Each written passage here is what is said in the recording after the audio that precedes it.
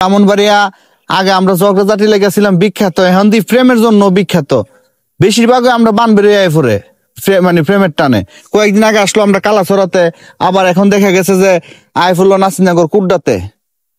তাহলে আমরা আসলে বানবের ছেলেরা যে মানে আলো নাম কামাইতাম পারতাছি বা এর চেয়ে বেশি দেখতেছি যখন আমরা মেয়েরা করতেছি। আমরা বানবের ছেলেরা খুব কম ওই ফ্রেম করে বিদেশ থেকে বেড়ে জানতেছে, কিন্তু আমরা বানবের বেড়ে টিভি পারে বিদেশ থেকে ফুলাফেন লইতো। আসসালামু আলাইকুম, সবাইকে স্বাগতম বিজয়নগর টিভিতে।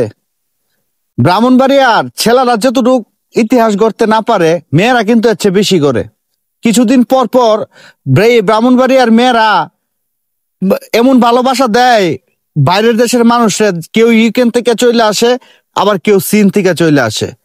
আপনারা জানেন যে গতকালকে নাসিরনগর কুন্ডা থেকে এক চীনা যুবক ব্রাহ্মণবাড়িয়া আসে প্রেমের টানে, মাত্র 1.5 মাসের প্রেমে ছেলে চলে আসে। কি ভালোবাসা ছিল তাদের ভিতরে।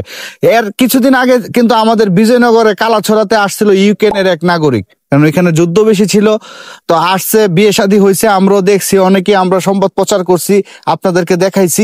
পরবর্তীতে এখন ওই মেয়ের কি অবস্থা আমরা কিন্তু জানি না। এখন আবার আরেকটা আলোচিত ঘটনা হলো নাসিরনগর কুড্ডাতে।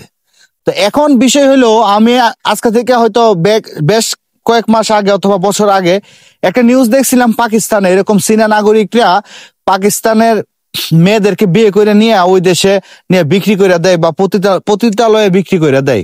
এখন এই ব্রাহ্মণবাড়িয়ার মেয়ে এই যে 1.5 মাসের টানে এই যে চীনা যুবক চলে আসলো আর বিয়োগ হইলো, এখন যদি এই মেয়ের চিনে নিয়ে যায়, যদি কি এরকম হয়, তাহলে হারে আমার এলাকার আমরা বানবেড়ার স্মরণ মায়াগুলার জীবন তো একবারে শেষ হয়ে যাবো গা।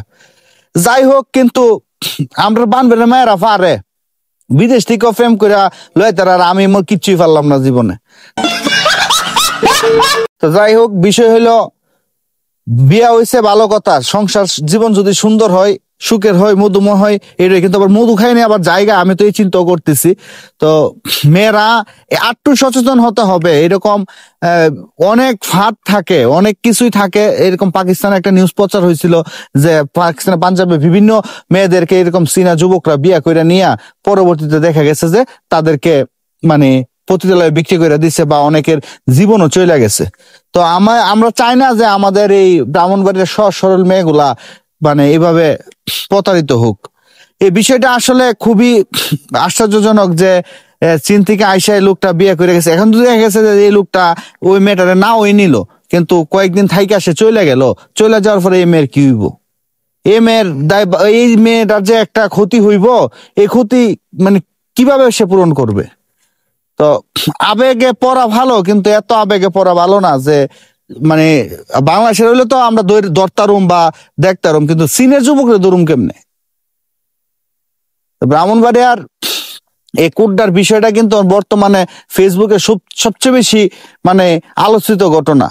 আর বানবেড়া তো আমরা এমনিতে বিখ্যাত, এখন আবার দেখা গেছে যে ব্রাহ্মণবাড়িয়া আগে আমরা জগজাটি লেগেছিলাম বিখ্যাত, এখন দি প্রেমের জন্য বিখ্যাত।